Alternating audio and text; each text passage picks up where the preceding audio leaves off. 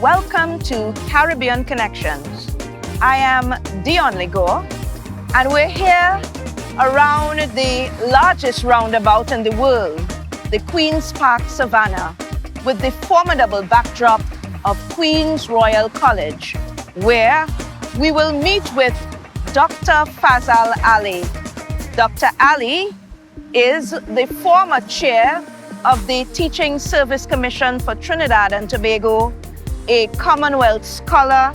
He is well known as an academic, an artist, a writer, and somewhat of a revolutionary.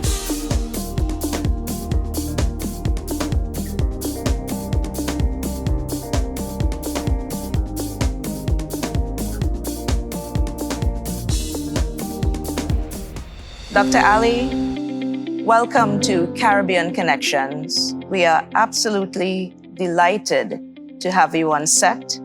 And we're here in the hallowed hall of Queen's Royal College, a fitting backdrop for our conversation.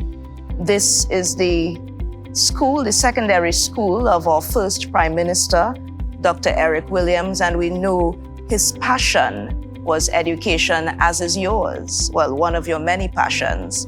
In the background, our audience may be entertained by the humdrum of the traffic because Queen's Royal College is one of the magnificent 7 buildings that borders the largest roundabout in the world, the Queen's Park Savannah. So we're here and we're getting right into the heart of the matter. Dr. Ali, you have been called an academic, a writer, an artist, a dreamer, and interestingly, a revolutionary. How do these roles come together and combine to form the man that you are? And how do you balance your passions with your very dynamic career? Thank you very much for inviting me, Dion. And thanks to Caribbean Airlines as well. I think in the Caribbean, we are all free because we are still running. And my writing and my painting, they are the marks that I make along the way as I try to remove every unfreedom that I meet. Doc, you know, I can't let that comment, that response simply slip by. Expound on that for me. In the Caribbean, we are free because we're all still running. We are here at Queen's Royal College, the school that educated our first Prime Minister, Dr. Eric Williams. And the first movement in our education was created by Eric Williams and the Nobel laureate of Economics, Sir Arthur Lewis. And this was an attempt to move a plantation economy towards a modern industrialized economy. In post-corona, we have the task now of creating an education ecology that is responsive to artificial intelligence, ChatGPT, and other new technologies. It is very difficult when you look at the horizon because it is actually a complex cluster of crises, multiple identities, citizenship, migration, inherited inequality, intergenerational immobility. And so we have still to deal with these plantation problems in addition to dealing with the new skills architecture of the education system that will take our people into the future. Now, you've given us a range of issues there. Issues really that speak to the core of us as Caribbean people. How can we map our way out of this to realize real success in terms of a playing field that is perhaps more level and can truly bring to the fore the creative and academic prowess of the region. This is a task that requires us to stand behind a veil of ignorance.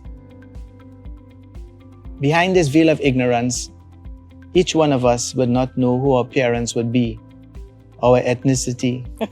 We would not know what will be our advantages, our privileges, who we might become, what our life plan might be. This is a position of immaculate perception.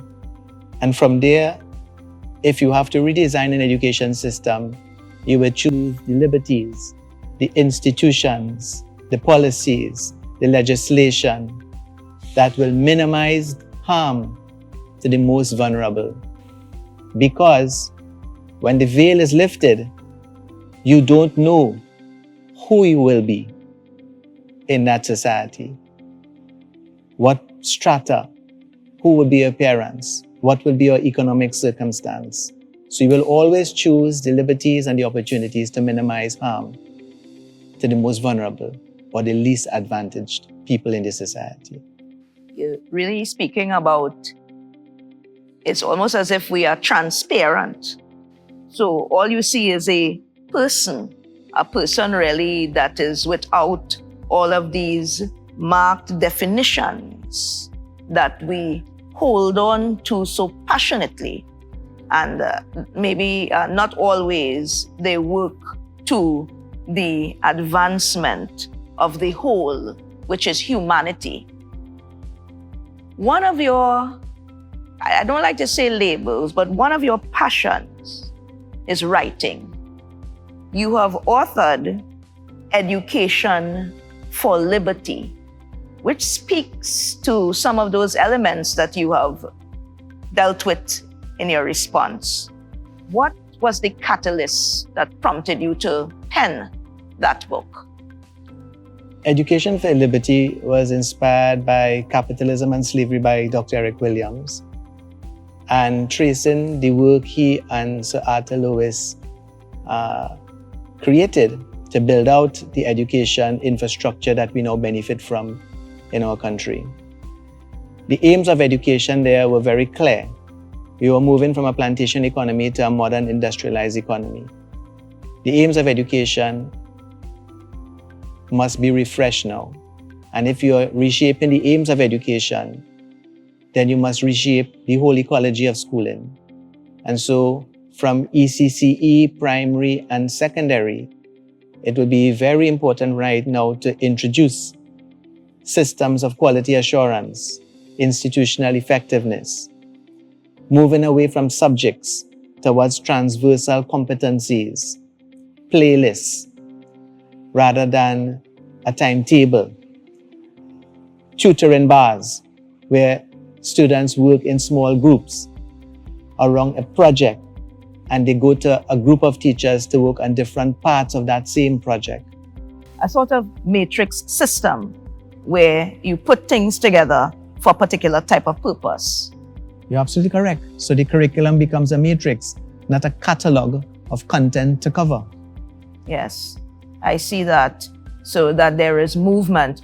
You know, I look to the Northern Europeans who, at different points in a child's development, they see where children may be inclined to a particular sort of skill, and they actually work actively to hone and develop that skill. We find in the region still we are heavily geared towards academia, and more we're realizing that, of course, the academics certainly has its place, but what makes the plumber and the electrician different to the academic? And this has been an age-old argument. What are some of your thoughts on that? Right. Tech work is a very important dimension of the education system. People around the world understand the genius behind a lens in a microscope or a telescope made in Germany, or a bearing in an automobile in a German engine. So TechVoc creates this quality product.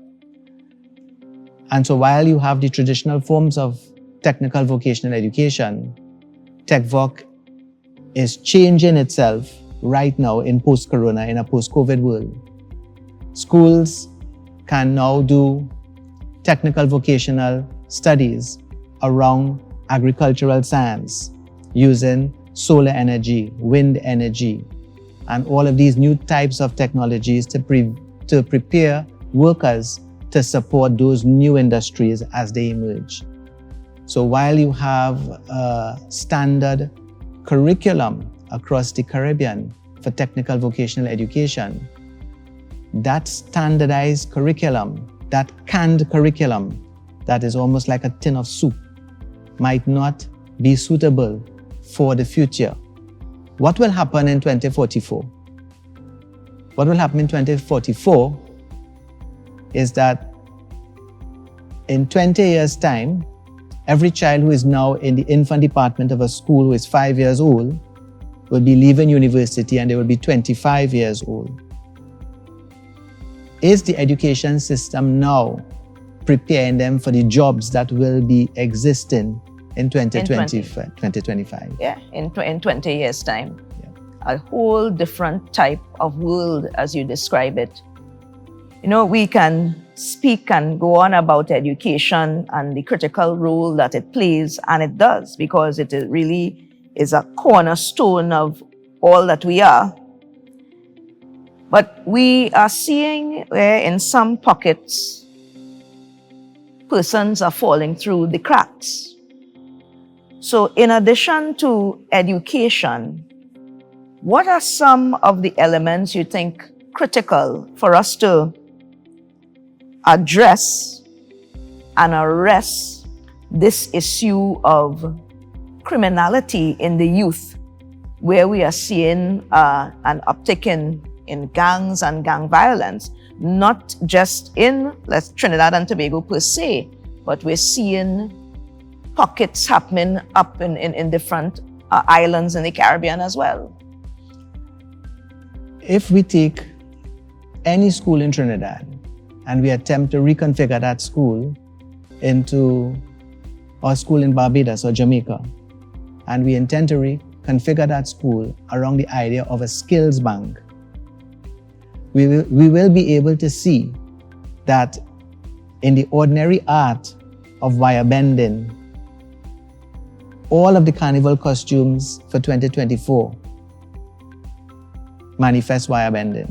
It's a wire frame that is made by wire bending, and then feathers and other things are added.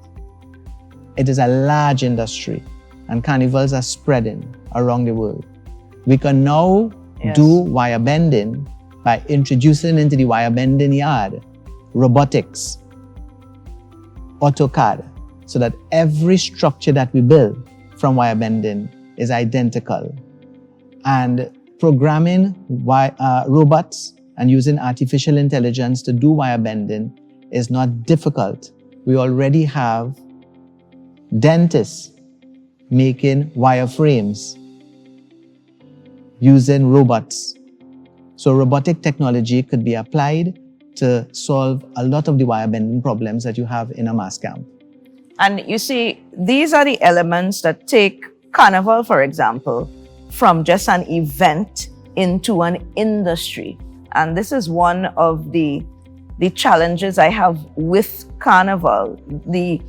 I want to see Carnival organized in a more structured way, where you see the benefit trickle fully down, so that everyone understands that they actually have a role or the potential to have a role in the Carnival in a very real and substantive way. So wire bending being one of the things. I think the point there is that we now have to marry these skills that we already possess with the automation and the digital support that is emerging to move us forward. Now, the digital transformation of Trinidad and Tobago, and in many ways the region, That is one of the special projects that you are actively involved in your role as a specialist consultant with the IADB. Are there elements of this process that you can share with us? Give us some insight into that. There are many important things we can put off for tomorrow, but the child is not one of them. The child is today. And in every school, from Matura to Matlat, we must have the necessary infrastructure, the digital infrastructure, to support digital education and the vision in Trinidad of the Honorable Minister of Education, the Honorable Dr. Nan Gatsby-Dolly. To bridge that infrastructure gap, you will have to understand the population density in the urban areas and how many people are benefiting from a complex network of infrastructure. And a large number of people in the rural communities have limited amount of infrastructure. Indeed. So in order to even up the education system, you might be required to use new technologies like low orbit satellite. You might have to use TV white spaces to bring high-speed internet connectivity to businesses, entrepreneurs, and students in schools in remote areas and those in rural areas. And especially in Tobago, where you have a main ridge and many valleys coming down on both sides of that main ridge, making traditional internet connectivity very difficult. Challenging, yes.